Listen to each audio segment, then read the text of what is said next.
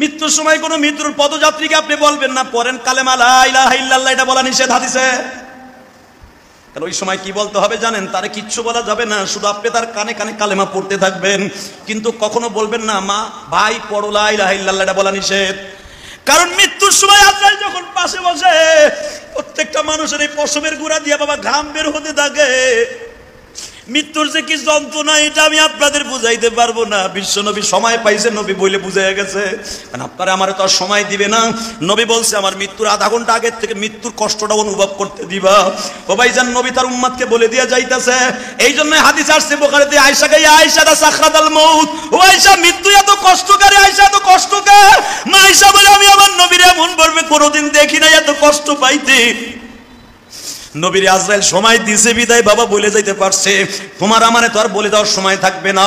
হয়তো মৃত্যুর সময় জবানটা বন্ধ থাকবে, তা না হলে মৃত্যুর সময় তোমার আমার অক্সিজেন লাগানো থাকবে, অথবা তোমার আমার পাশে ভালো কোনো মানুষ থাকবে না, অথবা অ্যাক্সিডেন্ট করে মারা যাবো কোনো বন্ধু বান্ধব থাকবে না, অথবা বিমানে আমার মৃত্যু হবে কেউ আমারে দেখবে না। এই জন্য মনে রাখবেন সদা সর্বদাই প্রস্তুত থাকবেন, কারণ মালাকুল মাউত কখন চলে আসবে, কখন কাজ স্টার্ট দিবে কেউ জানে না।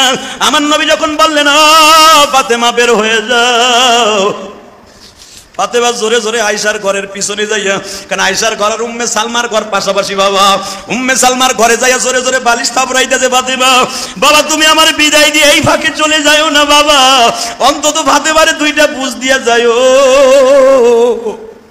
জোরে জোরে বলতাছে নবীর 9 জন বিবি, জোরে জোরে বলতাছে আর বলতাছে নবী আপনি আমাদের ফাঁকি দিয়া চলে যায়েন না, অন্তত আমাদের শেষবারের মতো দুইটা কথা বলতে দিয়েন। হাসান হুসাইনদের রবিউল আউয়াল মাসের 12 তারিখ কেন মসজিদের কোনায় বইয়া কাঁদতেন? কারণ নবীর ফ্যামিলির ওই দৃশ্য পৃথিবীর কোনো মুসান্নেফ লেখা শেষ করতে পারবে না। নবীর আহলে বায়াতরা রবিউল আউয়াল মাসের 12 তারিখ ঘরে বইয়া কান্দে, আর আমার আশেকে শয়তানগুলা 12 রবিউল আউয়ালে কেক কাটে। এ কথা বল না কেন? 12 রবিউল আউয়ালে নবীর আহলে বায়াতরা কান্দে আর আমরা কেক কাটি। দেখো আশেকে রাসূল কারা আর আশেকে শয়তান কারা। ভালো করে হাদিস কোরআন বুঝা তারপর আমল করিও।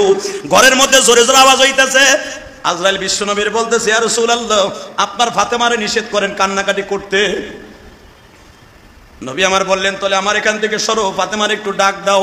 ও মা, মা, হাদিস বুঝছেন বুখারীর হাদিস, মা মা বলতে তো ফাতেমা ছাড়া কেউ নাই। মা আসছে, আব্বা আব্বা আব্বা, মা তোর কানটা আমার গালের সাথে লাগা। আল্লাহু আকবার বললেন, তোর কানটা আমার গালের সাথে লাগা। কেন আব্বা?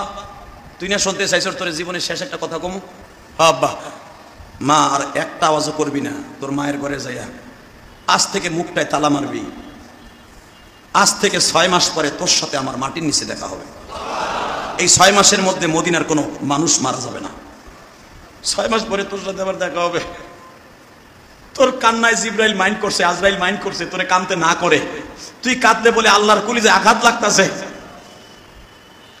ফাতেমা আস্তে করে মুখটা চুপ করে বাবার কাছ থেকে বের হয়ে পিছনের রুমে চলে গেলেন।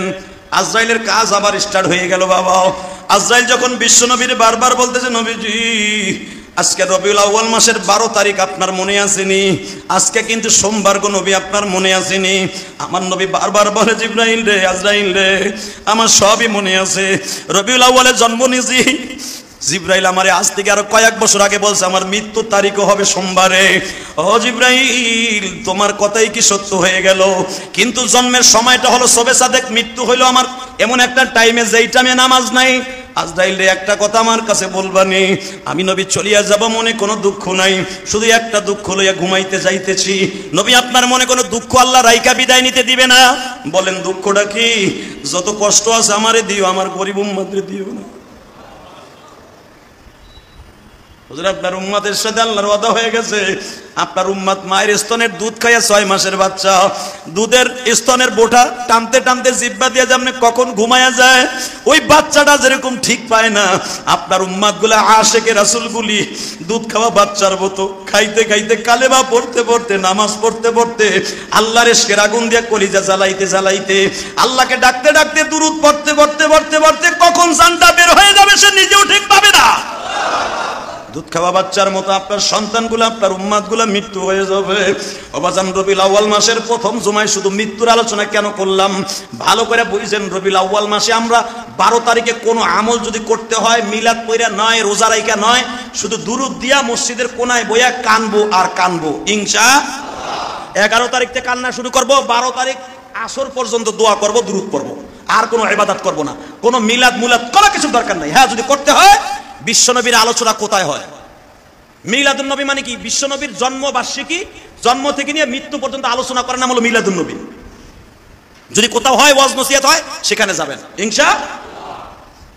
আমার ওয়াজ তো পড়ে গেছে ভাই অনেক দূরে, নাহলে তো কইতাম ঢাকার ভিতরে হলে কইতাম সব ওখানে যাবেন। 28 তারিখ আমার মাহফিল পড়ে গেছে অনেক দূরে মানিকগঞ্জ, নাহলে কইতাম যে ভাই আপনারা ঢাকার ভিতরে কইতাম ওইখানে যে আলোচনা শুনবেন এটা সওয়াব হইব। হালাকে রবিউল আউয়ালের কোনো রোজাও নাই, নামাজও নাই, কিচ্ছু নাই। আপনার যদি আমল করতে হয় বৃহস্পতিবার যে দিন আছে রবিউল আউয়াল মাসে, এবার বৃহস্পতিবার পড়ছে, আপনারা রোজাটা রাখতে পারেন। বৃহস্পতি, শুক্র, সোমবার এই সামনে আছে, সোমবার রোজা রাখতে পারেন। আল্লাহ রাব্বুল আলামিন আপনাকে আমাকে সহি শুদ্ধভাবে আমল করার তৌফিক দান করুক, জোরে করে আমিন।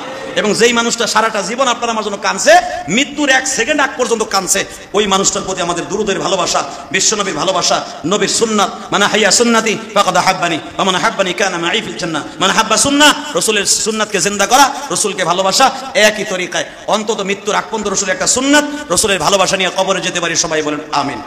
আর রাসূল বলেন আমিন।